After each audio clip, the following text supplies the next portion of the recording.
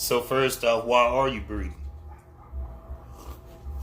Are you breeding for the money?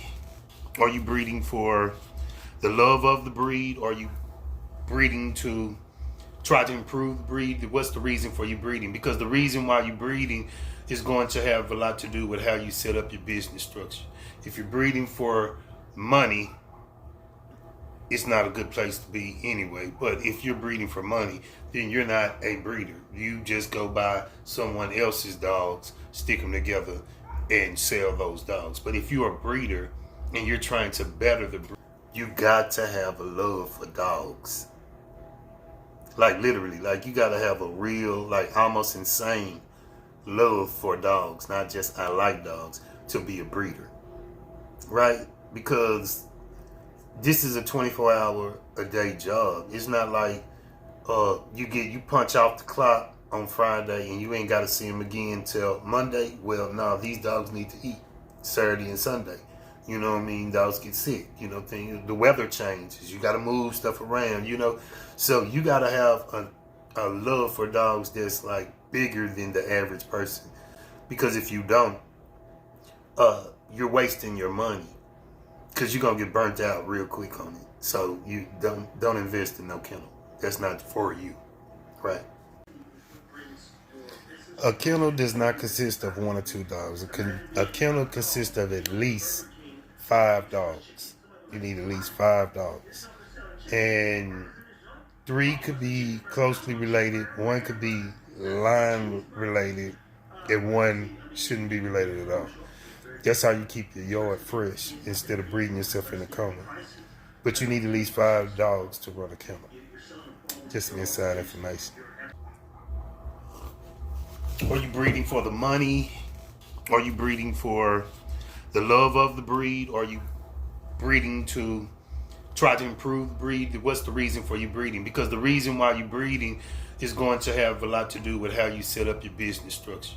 If you're breeding for money, then you're not a breeder. You just go buy someone else's dogs, stick them together, and sell those dogs. But if you're a breeder and you're trying to better the breed, you're actually trying to define something in the breed, bring out characteristics in the breed. So it's a big difference on what you're breeding for. You need a business plan. It doesn't have to be a meticulous business plan, but it does have to be something on paper. What you're starting your business for, how you gonna run your business, in an exit strategy. Is have an exit plan, an escape route.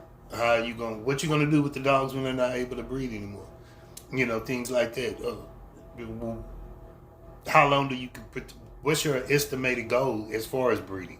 How long do you plan on breeding? Do you have enough room to breed? You know, it's a million questions. I would say your stock. As a breeder, your stock is very, very important. What you start off with and the reasons why. I prefer to start off with female dogs because female dogs would give me what I wanted. As a breeder, I wanted to be able to see a bunch of pups at one time, to be able to specifically see what I'm producing, seeing the best pups, moving it to the next level as a breeder. You know what I mean? So when picking your stock or your females, you try to get them as correct to a standard of whatever the breed calls for. The last thing you want to do is go with trends, because trends come and they go and they fade, and some trends are detrimental to the breed or can cause a bunch of harm into the breed as a whole, you know, because you're breeding in things that may not coincide with the standards.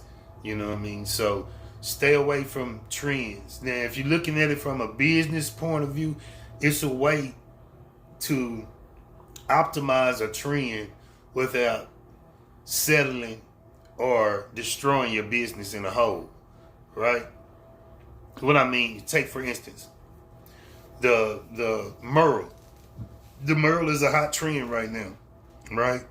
The Merle I see as a trend because in actuality, the Merle will start to destroy the dog community as a whole because you have what's called cryptic Merles. Half your litter may be seeing Merle, showing Merle, physically showing Merle, and half won't.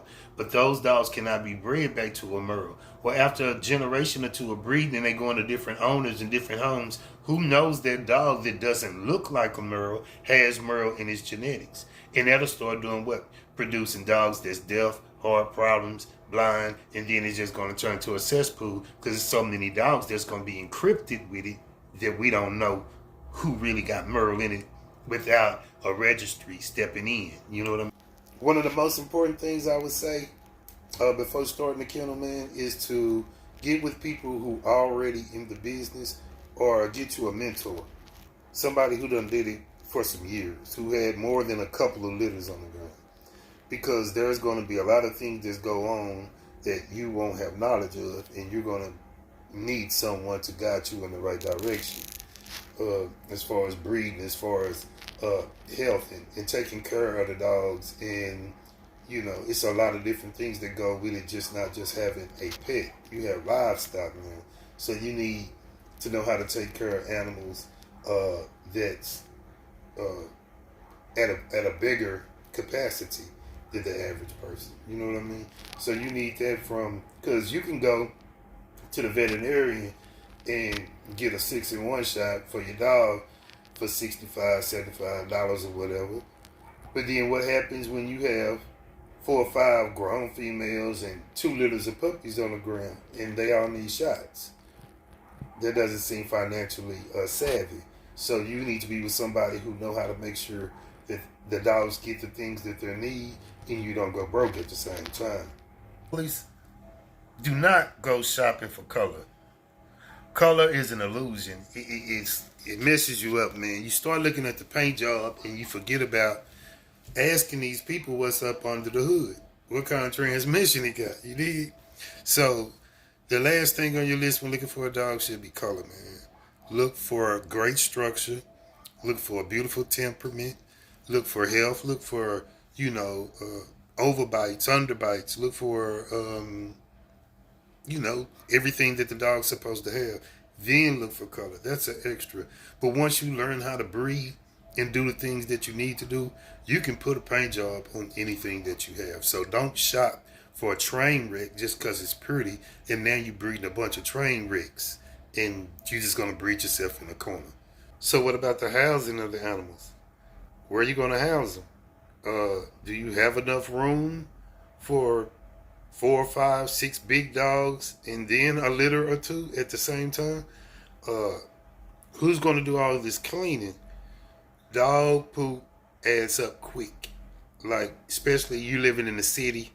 Most of us live in the city. We don't have a bunch of land and spots to do what we want to do. So you got 4 big dogs using the bathroom once or twice a day. That's 8 pounds of boo-boo every day times 7 days in a week. In a month, yes. So understand. Another thing, family, don't go chasing big names, man. Big names does not necessarily mean you'll produce big name puppies. It just doesn't work like that. You know what I mean? You play the games, you play the odds, you play the numbers by minimizing your risks by looking at your statistics and your stats and your pedigrees and stuff like that. Don't chase just because this dog is a grand champion and he won big. But guess what? There may not have been another grand champion in that dog's family lineage 3, 4 generations, if there ever was one. So he could be that wow factor. So don't chase names and spend money. I'd rather chase structure, right? So make sure you buying structure, not names.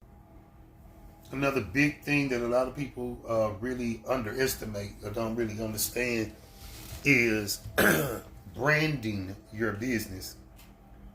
Meaning that you're putting a business plan together to where you want the name of your business to be what stands out, not necessarily a particular dog. Or you want the name of your business to project how you really see things in the future or what you're trying to establish. Like O.T.C.K Kennels is the name of our kennels. I chose that name for a few reasons, but to make it easy and sweet for everybody.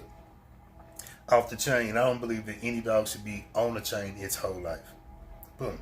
Second of all, off the chain. My dogs are off the chain because I make dogs that are off the chain.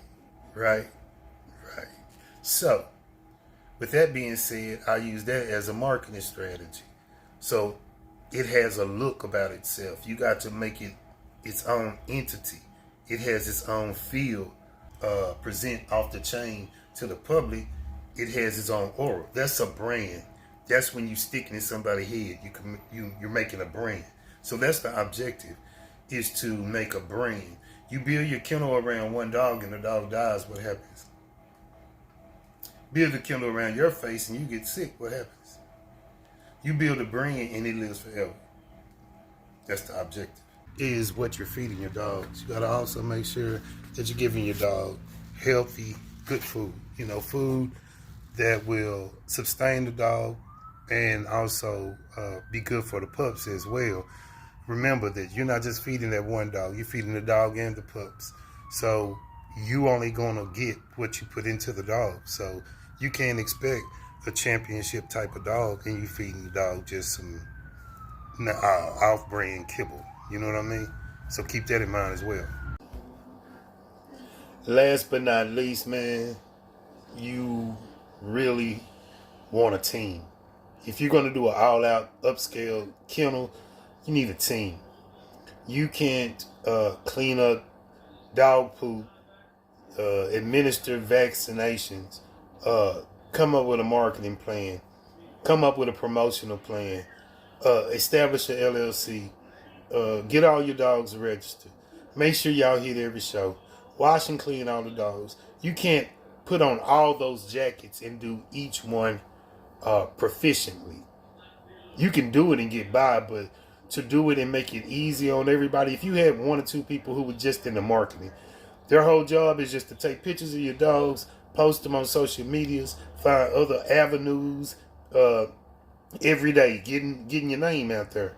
See, if you're doing that, then you won't be able to clean up and take care of the dogs and be able to show them in their best light. You know what I mean? So a team is the best thing to have. O.T.C.K. Killers, man. This is Andre, man. Hopefully you found this informative. You got some knowledge out of it or something like that. And if you did, man, hit please like and share, man. Also, we do make dog food. We have a dog food company called Champion Smart Choice, www.championsmartchoice.com. You can go over there and purchase some of our products. Our dogs eat it. And every dog that we've introduced to the product has shown health development.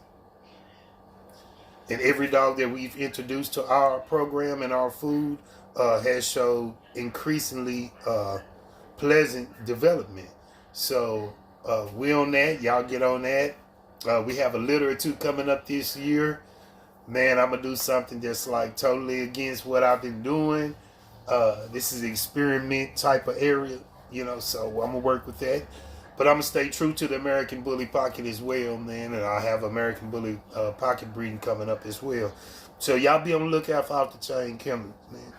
So y'all stay positive, stay focused, and stay dangerous, man. Your favorite bully breed. So stay positive, stay focused, and most of all, man, stay dangerous, man. It's Andre, your favorite bully breeder.